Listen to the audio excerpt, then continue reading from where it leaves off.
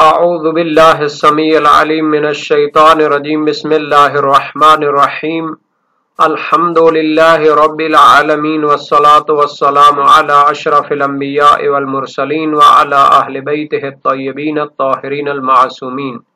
عزیز طلبہ السلام علیکم ورحمۃ اللہ وبرکاتہ۔ شرح المدوم کتاب کفارات درس نمبر 489 میں مصیبت میں سر کے بال نوچنے کے کفارہ سے متعلقہ فروعات پر گفتگو ہونے والی ہے۔ مصیبت میں سر کے بال نوچنے کے حوالے سے جو کفارہ ہے یا جو بحث ہے وہ ذکر ہو چکی ہے، اس کے متعلق کچھ فروعات رہتی ہیں، ان پر گفتگو ہونے والی ہے۔ بال مونڈنے کے متعلق فقہی نظریات کا جائزہ اور نقد و نظر، یعنی اگر مصیبت کی حالت میں بال مونڈتے ہیں تو اس کا کیا حکم ہے، مصیبت کے علاوہ کسی صورت میں بال نوچنے کا حکم، متعلقہ مسائل اور فروعات کا تذکرہ ہوگا، روایات اور احادیث بیان کی جائیں گی اور عبارت کی تشریح اور تطبیق پیش کی جائے گی۔ بحث اس میں تھی کہ اگر کوئی عورت مصیبت کی حالت میں سر کے بال نوچتی ہے یا ان کو جڑ سے اکھاڑتی ہے تو اس صورت میں اس پر جو کفارہ تھا اس میں اختلاف تھا، وہ ساری بحث بیان ہو چکی ہے۔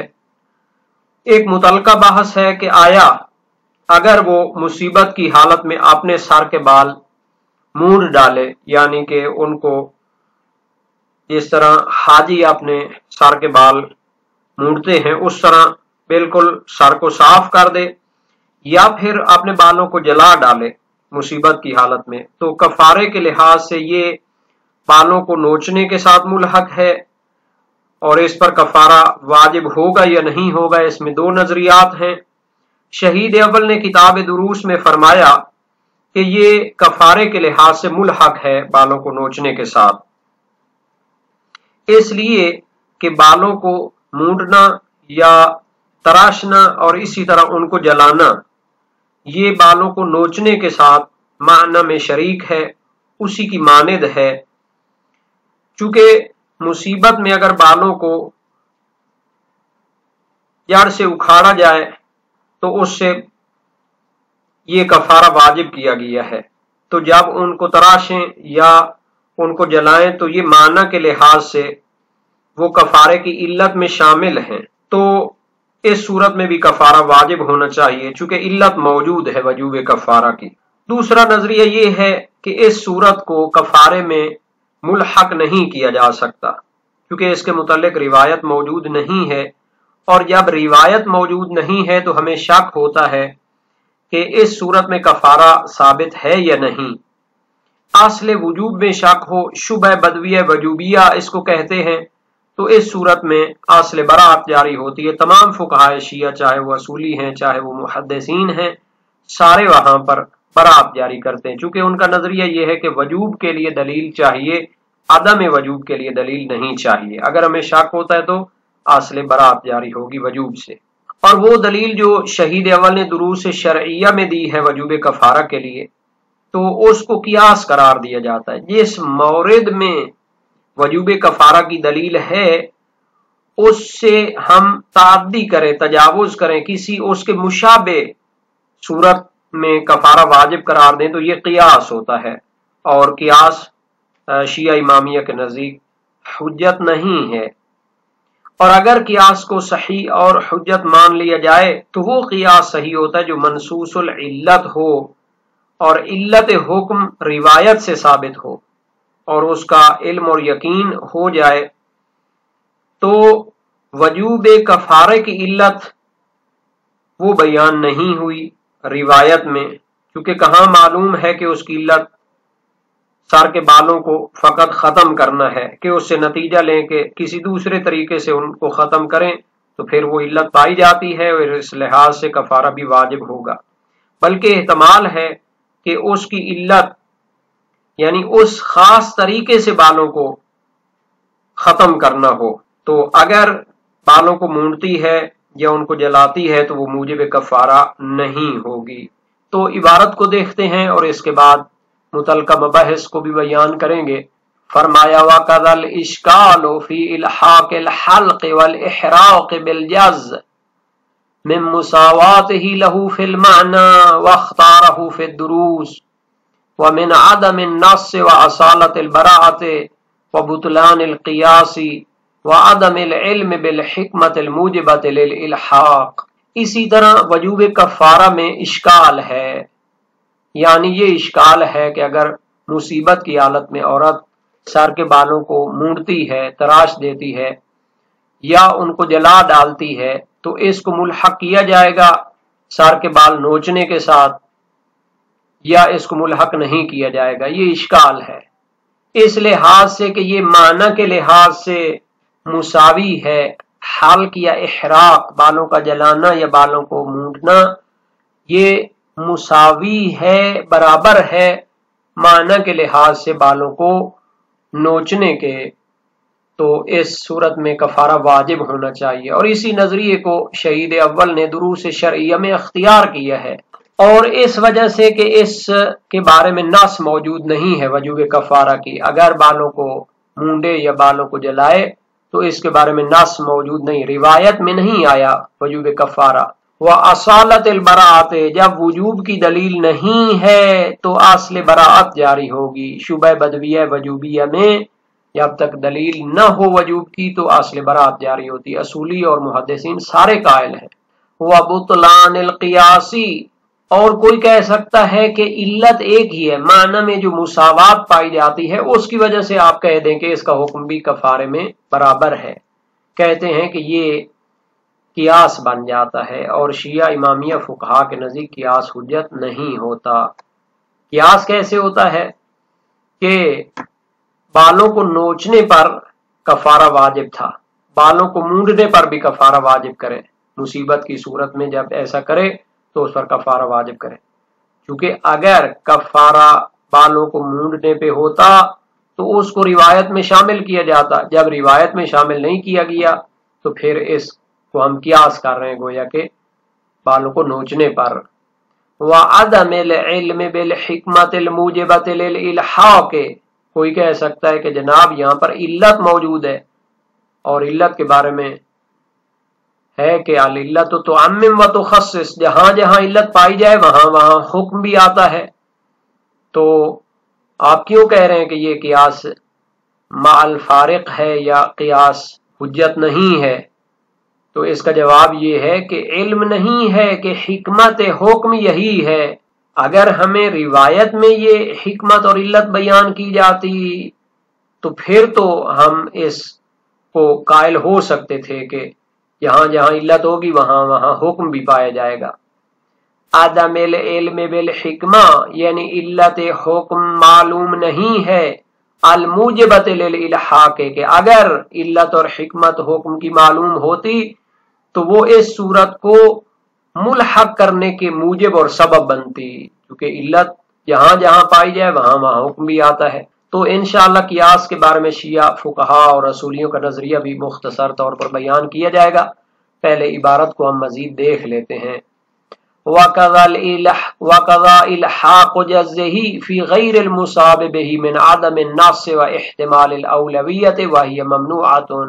اسی طرح بحث ہے کہ اگر مصیبت کے علاوہ کسی حالت میں بالوں کو نوچتی ہے، مثال کے طور پر غصے کی وجہ سے، کفارہ واجب ہوگا یا نہیں ہوگا اس صورت میں بال نوچنے سے، جس طرح مصیبت میں نوچنے سے واجب ہوتا تھا، یا واجب نہیں ہوگا؟ تو اس میں اشکال ہے، دو احتمال۔ ایک احتمال یہ ہے کہ چونکہ روایت اس مورد میں نہیں ہے، اس کا مورد خاص ہے، جب مصیبت میں نوچے تو اس جگہ پر اصل براءت جاری ہوگی، وجوب کفارہ سے نفی کی جائے گی۔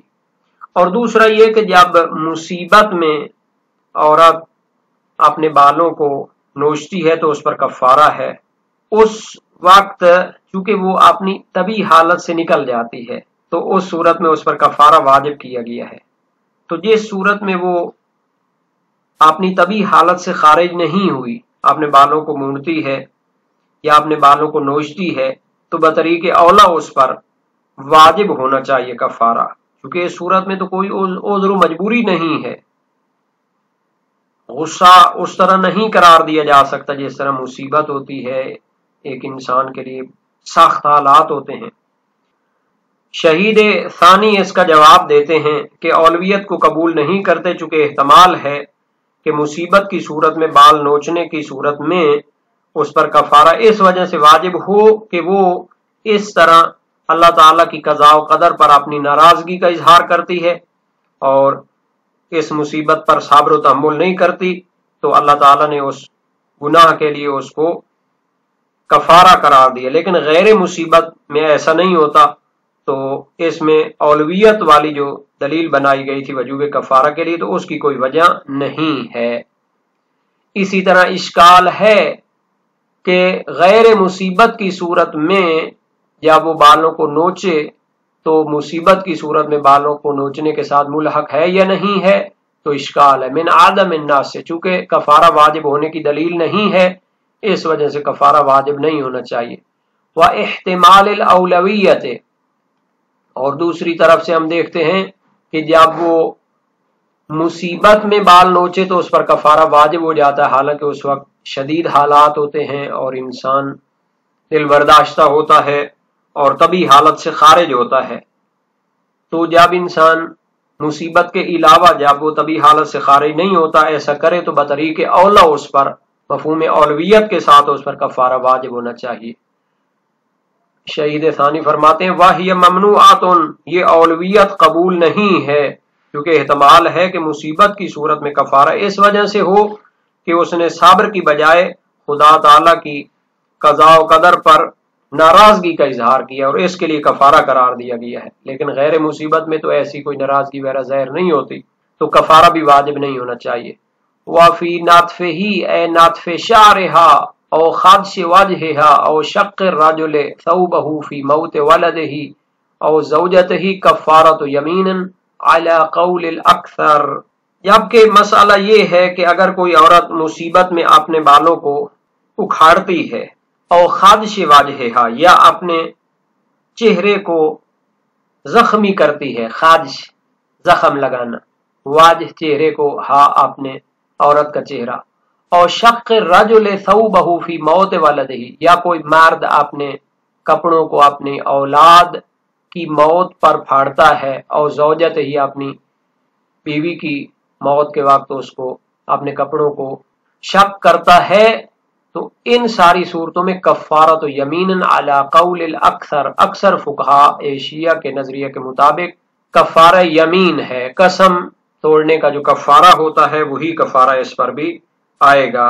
और वो कफ़ारा है, तखीर है कि 10 फकीरों को खाना खिलाए या उनको लिबास पहनाए या एक गुलाम आजाद करे। तो शहीद सानी ने 2 जगहों पर औलवियत और कियास की बहस की है, तो इसके बारे में मुख्तसर सी वजाहत कर देते हैं।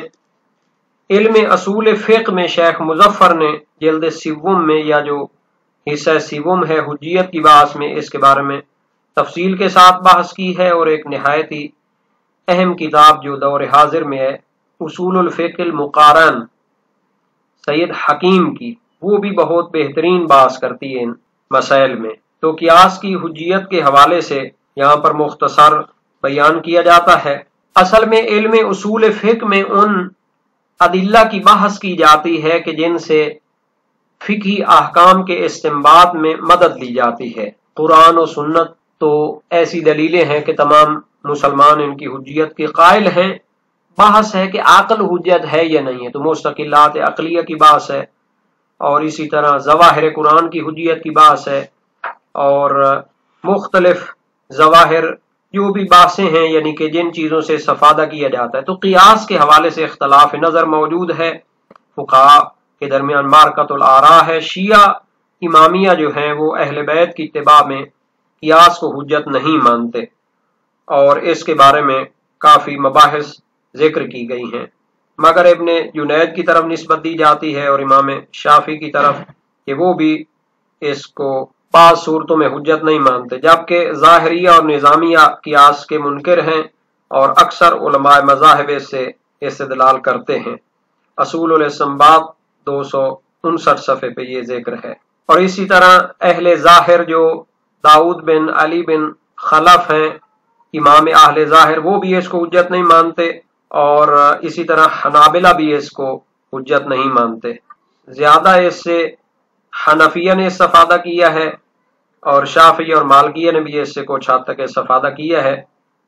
तो बाद ने इसको इजमा पर हुज्जत कर दिया है, कुछ ने अहादीस को भी कियास के जरिए रद्द किया है। جبکہ اہل بیت سے منقول ہے ان دین اللہ لا یصاب بالعقول ان السنہ اذا قیست محق الدین، تو یہ اس کی عدم حجیت کے بارے میں جو روایات وغیرہ منقول ہیں۔ قیاس کیا ہوتا ہے؟ اثبات حکم فی محل بعلہ لثبوتہ فی محل آخر بتلک العلہ، اگر ایک جگہ پر کوئی حکم ثابت ہے کسی علت کی وجہ سے تو دوسری جگہ بھی اس علت کی وجہ سے اس کو ثابت کیا جائے۔ اور منطق کے لحاظ سے یہ قیاس جو فقہی قیاس ہے یہ تمثیل کے مشابہ ہوتا ہے، یعنی ایک چیز جو دوسری کے مشابہ ہوتی ہے اس کی وجہ سے اس کو لیا جاتا ہے۔ تو یہ جو کہتے ہیں کہ یہ علم اور یقین کا فائدہ دیتا ہے یہ ٹھیک نہیں ہے، کیونکہ تمثیل وہ ویلڈ دلیلوں میں سے نہیں ہے جیسا کہ علم منطق میں اس کو بیان کیا گیا ہے۔ یعنی ایک شخص نے کوئی کام کیا ہے، اس کی شکل سے ملتا جلتا شخص، اس کو بھی پکڑ لیا جائے کہ آپ اس کی شکل کے مشابہ ہیں، ایسا تو نہیں ہو سکتا۔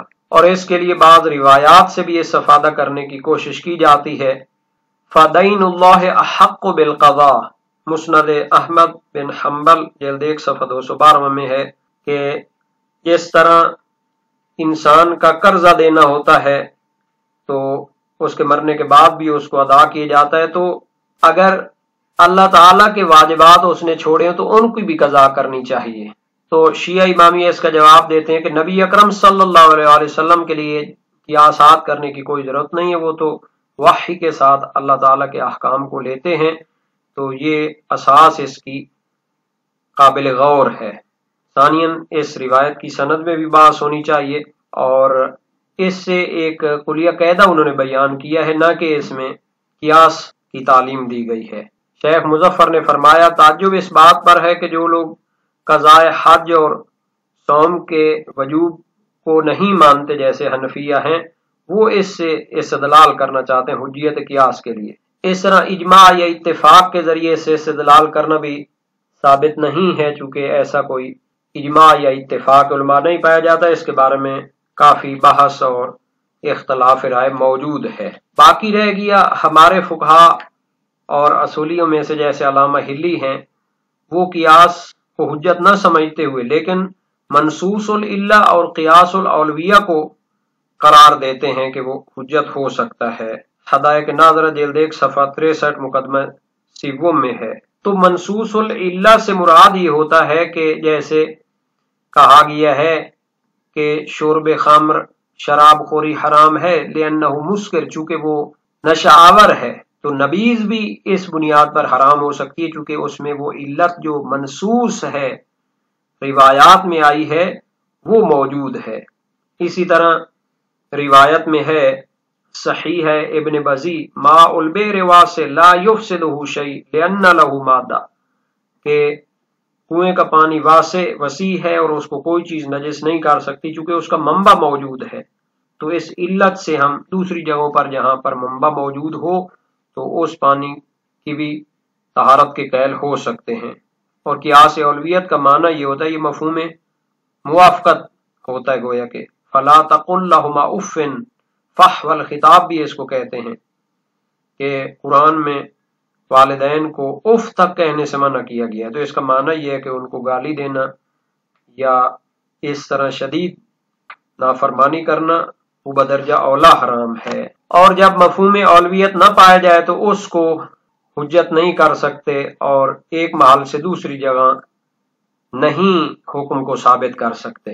اس کے لیے صحیحہ ابان بن تغلب جلیل القدر سے کراوی امام ذہبی میزان الاعتدال میں کتاب کے شروع میں فرماتے ہیں اگرچہ شیعہ ہے لیکن فقہ جلیل ہے۔ پھر سوال کرتے ہیں کہ کیسے یہ مخالف فقہ ہو سکتا ہے؟ فرمایا کہ یہ فقہ جلیل ہے، اگر ایسے راویوں کی روایات کو رد کیا گیا تو میراث نبوی بہت زیادہ تعداد میں ضائع ہو سکتی ہے۔ بہرحال تمام مسلمانوں کے ہاں جلیل القدر شخصیت ہیں۔ امام صادق علیہ السلام سے روایت کی کافی شریف جلد 7 صفحہ 299 اور تہران سے طبع ہے 1379 میں۔